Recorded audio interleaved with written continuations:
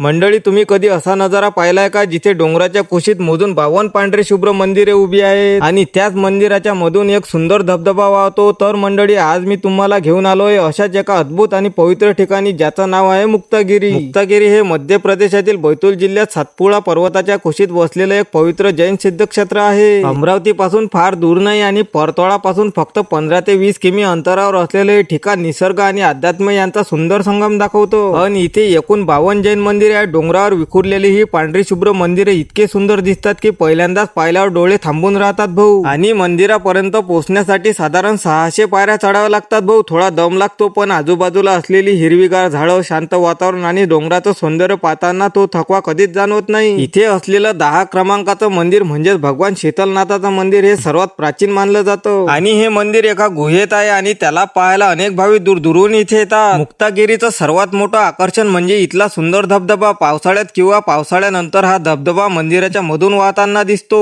आणि तो नजारा खरं सांगतो मंडळी स्वर्गासारखा वाटतो. पण आता उन्हाळा असल्या कारणामुळे धबधबा बंद आहे. म्हणून सांगतो मंडळी, शहराच्या गोंधळापासून दूर जाऊन मनाला शांतता हवी असेल आणि निसर्गाचा आनंद घ्यायचा असेल तर मुक्तागिरी हे ठिकाण तुम्ही एकदा तरी नक्कीच पाहायला पाहिजे.